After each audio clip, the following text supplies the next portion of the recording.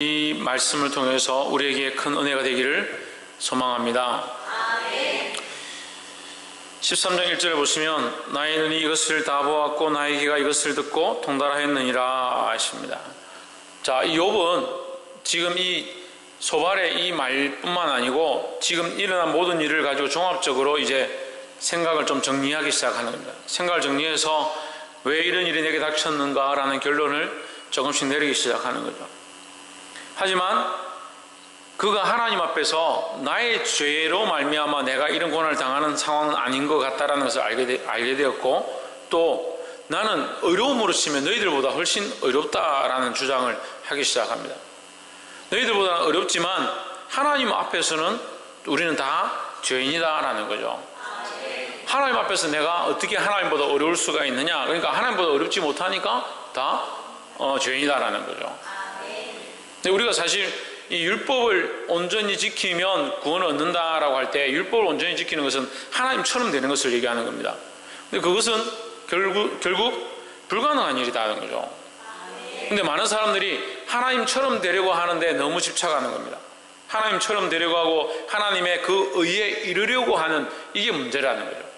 그 생각이 문제가 아니지만 하나님처럼 되려고 하고 하나님의 의에 이르려고 하니까 스스로 어떻게 합니까? 스스로 어려운 줄 알고 스스로 선을 행하면 뭔가 이루어진다라는 생각들을 자꾸 가지는 겁니다. 그 선을 이루고 선행을 행하고 남들에게 모범을 보이면 뭔가 된 줄 자꾸 착각을 하니까 결국 뭐가 우선이 됩니까? 자기 행위가 앞장서게 되는 것입니다. 우리는 결국 이 문제를 벗어날 수 없는 연약한 인간이라는 사실을 기억해야 되는 거예요. 우리가 아무리 선행을 행한다고 한들 하나님의 의로우심에 도착할 수는 없는 거예요. 그래서 이 선행이 목적이 아니고 이 선행으로 하나님처럼 되는 게 목적이 아니고 우리가 이 선행으로 하나님처럼 될 수 없는 줄 알고 하나님의 그 의로우심을 우리에게 받아야 되는 거예요. 다시 봅시다. 우리가 우리의 어떤 선행을 쌓고 도덕을 쌓고 윤리를 쌓는다고 해서 하나님처럼 될 수는 없어요. 그건 당연한 거죠. 왜요? 우리는 근본 죄인이기 때문에. 근데 이 교회를 많이 다니는 사람들이 이 착각하는 겁니다. 내가 선하다, 내가 착하다, 내가 나름대로 모범이다, 내가 나름대로 세상에서 추앙받는 사람이다, 이렇게 자기 일을 포장해 가는 겁니다. 그 선행으로 포장하고 도덕으로 포장하고 윤리를 자기를 포장하다 보니까 결국 누가 없느냐? 예수 그리스도 없는 삶을 사는 거예요. 우리는 하나님의 의에 도달할 수 없는 존재라는 것을 날마다 고백하며 살아야 되는 거예요. 오히려 나는 죄인이고 나의 능력으로 되지 않고 나는 하나님의 그 의에 도달할 수 없는 존재입니다, 하나님 도와주십시오 하고 엎드리는 사람이 오히려 하나님 앞에 더 은혜를 입는다는 거예요. 이스라엘의 가뭄이 임했습니다. 다 어렵고 힘들었지만 그래도 하나님의 백성들이고 하나님의 종들이면 그들이 하나님 앞에 엎드리고 가뭄을 하나님 해결해 주십시오, 해결해 주십시오, 그렇게 기도하는 자에게 응답하셔야 되는데 누구한테? 사렙다 과부에게 우리 하나님께서 은혜를 베풀어 주시고 먹을 것들을 허락하시고 기름이 떨어지지 않게 하시는 그 긍휼을 베푸셨다는 거죠. 차라리 자기가 과부인 것처럼 자기에게 소망이 없는 것처럼 자기가 아무것도 할 수 없는 것처럼 그렇게 사는 사람이 오히려 낫다라는 거예요. 우리의 의는 우리가 아무리 잘하고 포장을 해도 하나님의 기준에 이를 수는 없는 거죠. 근데 사람이 바라보는 건 뭡니까? 하나님의 의에, 하나님의 기준에 우리가 가까이 가려고 하는 거예요. 그런데 이것을 이룰 수 없다라는 거죠. 그래서 하나님 우리에게 누굴 보내주셨습니까? 예수 그리스도를 보냈습니다. 이게 뭐예요? 이게 하나님의 의를 얘기하는 거예요. 그 하나님의 의가 우리에게 이렇게 나타났다는 거죠. 하나님의 의의 방식, 그 공의를 완성하기 위하여 누가 오셨냐? 예수 그리스도가 오셔서 죽으심으로 하나님의 공의를 완성하신다는 거죠. 이게 하나님의 공의를 완성하니까 이게 뭡니까? 이게 하나님의 의가 되는 거죠. 그래서 우리는 하나님의 의에 도달할 수 없는 존재였는데 하나님의 그 의를 우리에게 덮어주심으로, 입혀주심으로 우리가 하나님의 의에 도달하는 겁니다. 그 하나님의 의에 도달했기 때문에 우리가 그럼 어렵느냐? 아니죠. 그래서 우리 자신으로는 자랑할 게 없다는 걸 기억해야 되는 거예요. 근데 이 소발과 빌닷과 또 한 명 누굽니까? 엘리바스. 이 세 명의 친구가 무슨 착각이 있습니까? 자기들은 나름대로 선행을 행했다는 착각성이 있는 거죠. 너는 죄인이고 네가 잘못했기 때문에 이 벌을 받는다라고 말하기 전에 자기들은 어떻다는 거예요? 그러면 자기들은 어려우니까 자기들은 이런 벌을 받을 만한 그런 존재가 아니다는 생각을 하는 거예요. 그래서 욥은 우리보다 더 어렵지 못하기 때문에 이런 징벌을 받는다라는 결론을 내려버린 거죠. 철저하게 그들의 생각 속에 이 인과응보와 그의 잘못으로 말미암아 주어진 형벌에 대한 이 가치관을 정립해가지고 결론을 내려버렸다. 벌써 재판해버렸다는 거예요. 근데 이런 실수를 우리는 안 하는 것 같죠? 우리가 너무 많이 하고 있는 거예요. 너무 많이 해요. 하나님의 관점을 보는 게 아니고 자기는 어렵고 우리는 괜찮으니까 저 사람은 죄인이고 저 사람은 죽을 사람이고 저 사람은 형벌받을 사람이고 저렇게 하면 안 되는데, 그러니까 우리가 이미 다 결정을 해버리는 거예요. 그러니까 이 사람은 전도 못하겠다, 이 사람은 안 될 것 같고, 이 사람은 구원받지 못하고, 이 사람은 가능성이 없고, 자기가 다 정리해버려요. 그게 누구의 역사가 없냐? 하나님이 도우신 거 역사가 없어져 버리는 거예요. 우리도 원래 죄인이고 우리도 똑같은 죄인인 줄 항상 기억하고, 우리에게 다른 것이 뭐냐? 하나님의 은혜로 그것을 믿으니, 예수 그리스도를 믿으니 우리에게 하나님의 의를 덮어주셨다라는 거죠. 그럼 이 하나님의 의를 빼버리면 우리도 똑같은 죄인이다라는 걸 항상 기억해야 되는 겁니다. 보게 되길 소망합니다. 4절에 너희는 거짓말을 지어내는 자요 다 쓸데없는 의원이니라 했습니다. 이게 심각한 문제죠. 쓸데없는 의원은 뭡니까? 잘못 진단을 하고 잘못된 약을 주고 잘못된 방법으로 치료하는 겁니다. 그러니까 지금 욥이 당한 이 상황을 바른 판단과 바른 시각들을 가지고 어떻게 도울까, 함께 어떻게 기도할까, 그 하나님께 어떻게 구할까, 이렇게 봐야 되는데, 욥 네가 잘못해서 이런 일이 생겼으니까 너 해결해라, 하나님 앞에 해결해라, 하나님 앞에 다시 제사를 드려라, 하나님 앞에 돌이켜라. 돌이킬 게 없는데, 하나님 앞에 서 있는데, 하나님 앞에 날마다 제사를 드리고 분향했었는데 잘못된 판단을 하고 쓸모없는 의원이 되어버렸다.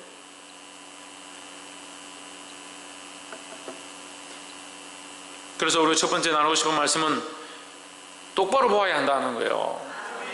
똑바로 본다는 건 무슨 말입니까? 바른 판단을 한다는 거예요. 바른 판단을. 바른 판단에서 우리가 이 해봐야 될 단어가 있습니다. 13장 4절에 쓸모없는 의원이다. 예수님께서 제자들에게 오셔가지고 뭐라 합니까? 박성님, 내가 의인을 부르러 온 것이 아니고 죄인을 불러 회개시키러 왔다라고 합니다. 그래서 병자에게 의원이 필요하고 깨끗한 사람에게 의원이 필요 없다라고 하는 거죠. 이 의원은 누굽니까? 예수 그리스도라는 거예요. 그럼 쓸데있는 의원은 누구예요? 예수 그리스도고, 쓸모없는 의원은 잘못된 판단을 하는 사람들이라는 거죠. 우리가 죄인인 줄 알면 우리에게 쓸모있는 예수 그리스도가 쓸모있는 의원이 되는 겁니다. 근데 우리가 의로운 줄 착각하면 뭐가 됩니까? 예수님은 쓸모없는 의원이 되어버리는 거죠. 이런 착각들을 하는 거예요. 우리 삶으로는 죄인이고 우리에게 구원받을 만한 자격이 없다는 것은 확실한 것인데, 우리가 의원을 만나서 쓸모있는 의원을 만나서 똑바로 보게 되고 그 그리스도로 말미암아 구원을 얻게 된 것이 은혜다라는 거죠. 그러니까 병이 들었기 때문에 누가 필요하다? 의원이 필요하다는 거죠. 옆에서 한번 보시죠. 우리에게는 참된 의원이 필요합니다. 왜요? 왜? 우리가 영적 병든 영적 죄인이기 때문에. 근데 그 의원으로 말미암아 우리가 치료를 받고 나면 병이 있는 거예요? 없는 거예요? 없는 거죠. 그래서 똑바로 보는 관점들이 필요하다는 겁니다. 근데 이 친구들은 어떻게 생각하는 겁니까? 잘못 판단하니까 자꾸 네 죄 때문에 네가 형벌 받는다, 이 잘못 판단하는 거예요. 그게 바른 의원이 세워져야 되는 거예요. 예수 그리스도가 우리에게 참 바른 의원이고 우리도 또한 그리스도를 본받아서 바른 의원으로 살아가야 된다는 거예요. 또 많은 사람들 바른 길로 인도하고 바른 판단을 하고 바른 말씀으로 인도하는 것이 의원의 할 일이라는 거예요. 할렐루야. 그럼 예수님은 참 의원이시면 우리는 레지던트 좀 되는 거죠. 그 예수님을 본받아서 배우는 겁니다. 의사들이 어떻게 합니까? 가서 교수들이 수술하고 자르고 마취를 하고 시술할 때에 어떻게 합니까? 그걸 보고 배워서 자기도 그 다음에 환자를 오면 환자를 치료하는 게 똑같이 수술하는 거죠. 그걸 배우는 거잖아요. 우리는 예수 그리스도로 말미암아 우리가 구원과 은혜와 이 혜택을 보았습니다. 우리가 뭘 해야 됩니까? 이 일을 또한 해야 되는 거예요. 그래서 똑바로 보는 의원이 되기를 소망합니다. 두 번째로 15절에 그가 나를 죽이시리니 내가 소망이 없노라. 그러나 그의 앞에서 내 행위를 변백하리라. 16절 사곡한 자는 그의 앞에 이르지 못하나니 이것이 나의 구원이 되리라 했습니다. 여러분 성경에 경건하지 않은 자, 이 사곡이라는 것은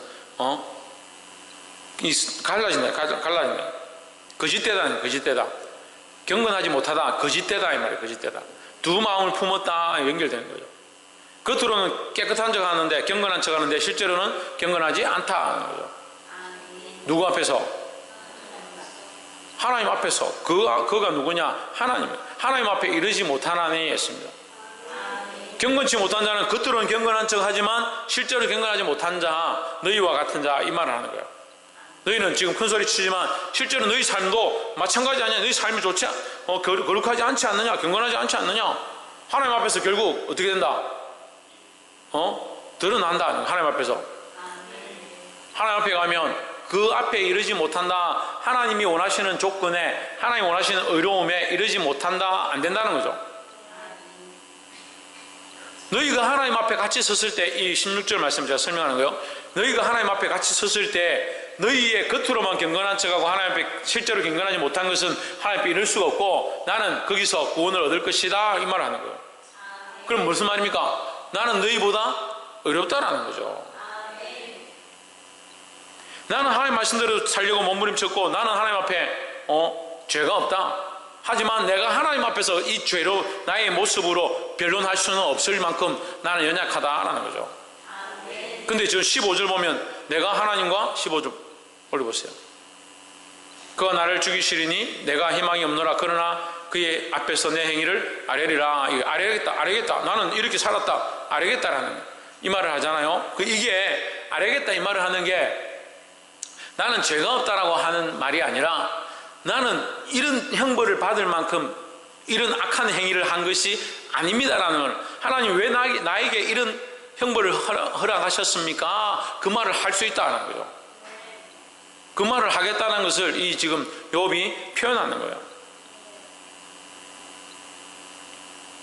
그래서 지금 계속 우리가 10장, 11장, 12장 이 말씀을 이어오면 연결해가지고 보면서 계속 느껴지는 것은 욥도 똑같은 죄인이지만 하나님 앞에 똑같은 죄인이지만 하나님의 말씀 앞에서 내가 이런 형벌을 받을 만한 너희보다 더 악한 죄를 범한 적이 없다라는 말을 지금 계속 둘러서 표현하고 있는 거죠.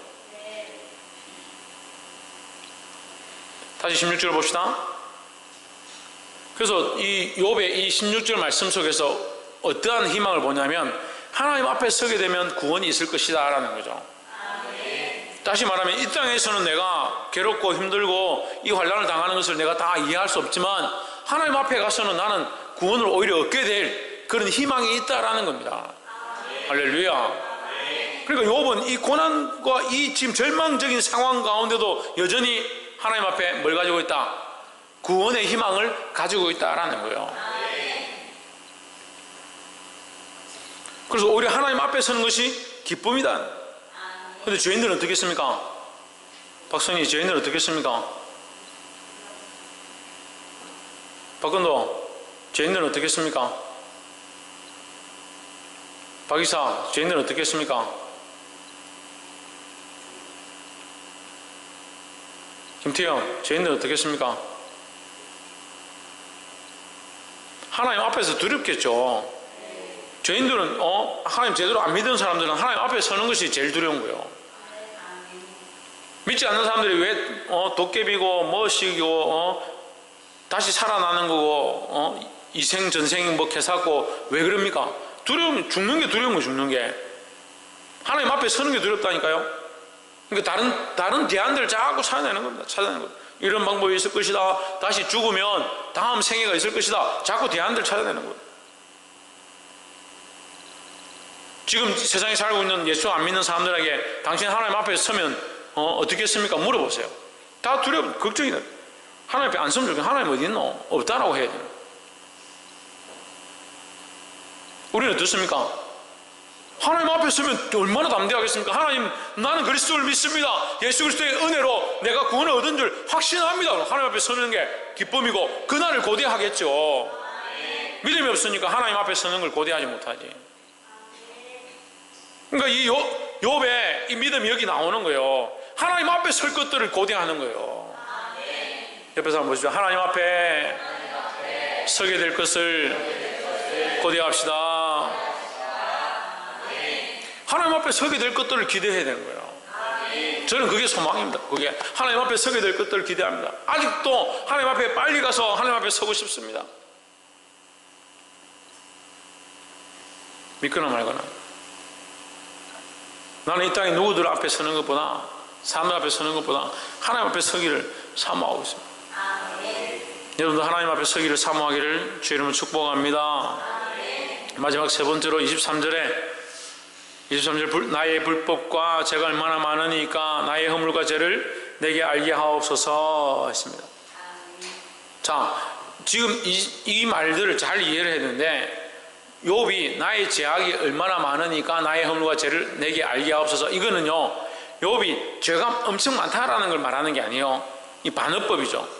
내가 죄가 도대체 얼마나 많기에 이런 형벌을 주십니까? 이 말이에요. 나의 허물과 죄를 좀 가르쳐 주십시오. 내게 가르쳐 주십시오. 내가 이 죄를 많이 지어서 내가 이만큼 형벌 받을 정도라면 내가 하나님 앞에 더 회개하겠습니다. 이런 거죠. 이것은 이 친구들한테 들으라고 하는 얘기예요. 이 친구들한테. 내 죄가 얼마나 많게 이런 형벌이 내게 있습니까? 그럼 저 친구들은 도대체 얼마나 의롭게 살고 있다는 겁니까? 이 반어법적인 의미로 우리가 해석을 해야 합니다. 이걸 이제 직역하면 문제가 되는 거예요. 그러니까 내 죄가 도대체 얼마나 많다는 거죠? 24절, 주께서 어찌하여 얼굴을 가리시고 나를 주의 대적으로 여기시나이까? 주께서 어찌하여 얼굴을 가리시고 나를 주의 원수로 여기시나이까?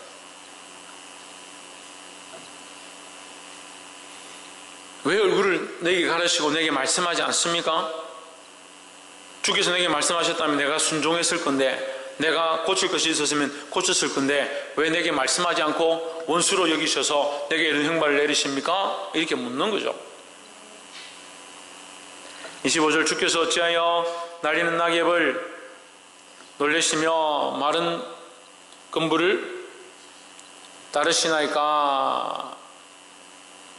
26절, 주께서 나를 대적하사 괴로운 일들을 기록하시며 나로 나의 어렸을 때의 지은 죄를 받게 하시오며 했습니다.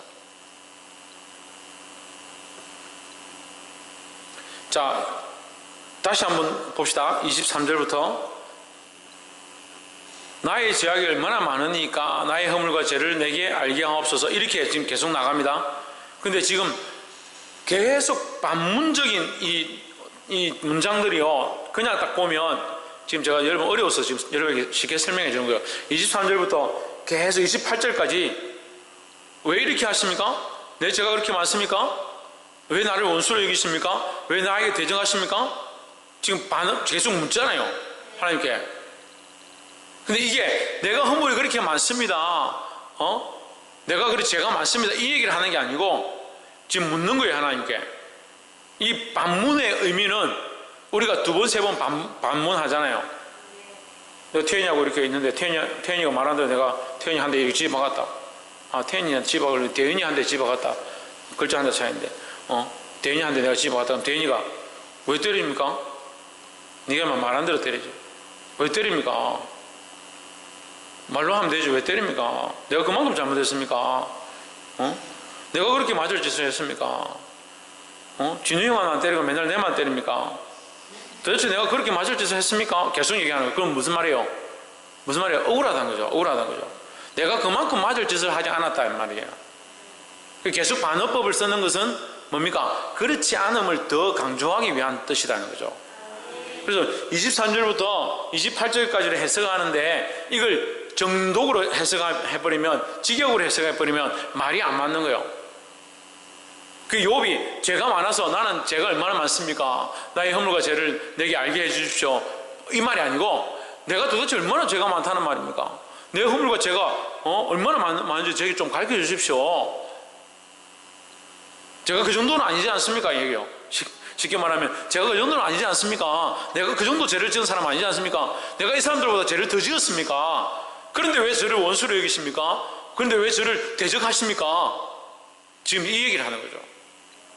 하나님 지금까지 나와 함께 하셨고 지금까지 나를 복 주셨고 나를 인도하신 하나님께서 왜 지금 나를 원수로 여기십니까? 반문하는 거죠. 그렇지 않다는 거예요.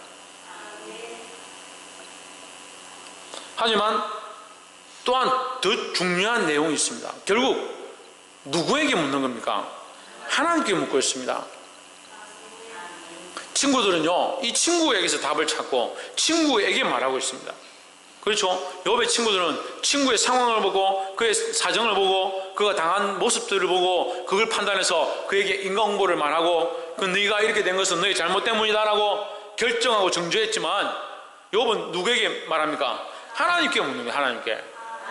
그의 깊은 생각들은요 계속 하나님께 묻고 하나님께 기도하고 하나님께 해답이 있음을 찾아가는 거예요. 우리에게도 이런 문제가 닥쳤을 때 우리는 누구에게 물어야 되냐? 하나님께 엎드려야 되고 하나님께 기도해야 되고 이게 중요하다는 거예요. 의문이 풀리지 않습니까? 상황이 이해되지 않습니까? 내가 다 볼 수가 없습니까? 그런 문제가 얼마나 우리에게 많습니까? 그런데 왜 하나님께 안 묻습니까? 여러분이 그렇게 똑똑합니까? 저도 지금 계속 반문하는 거예요. 계속 반문하죠? 여러분 그렇게 지혜롭습니까? 여러분 인생을 그렇게 잘 보고 있습니까? 그런데 왜 기도하지 않습니까?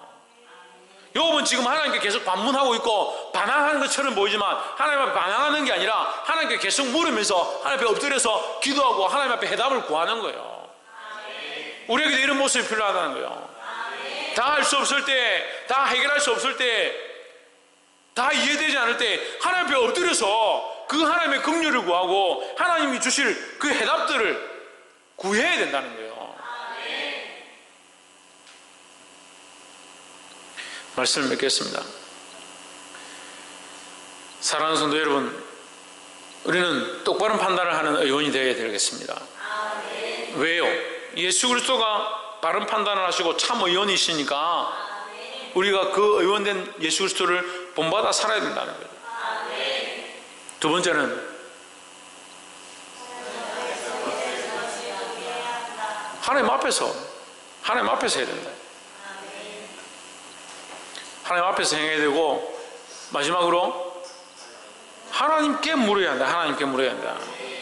그 물을 수 없는 상황, 하나님 앞에 기도할 수 없는 상황, 구할 수 없는 상황 가운데 이 욥이 어떻게 하느냐? 하나님 앞에 기도하고 엎드린다는 거죠. 우리가 욥보다 더 합니까? 욥보다 더 상황이 악합니까? 그런데 왜 기도하지 않습니까? 그러니까 욥처럼 그런 고난이 없는데 기도도 안 한다. 그럼 뭐가 되는 거예요? 그럼 뭐가 되는 거예요? 욥의 친구들처럼 되는 거예요. 욥의 친구들처럼 자기 생각대로 판단하고 자기가 옳다라고 하는 대로 살아가는 욥의 친구들처럼 되어버리는 거예요. 사랑하는 성도 여러분, 이 말씀을 깨달은 대로 하나님 앞에 물으시고 기도하고 엎드릴 수 있는 저와 여러분 되기를 주의 이름으로 축복합니다. 기도하겠습니다.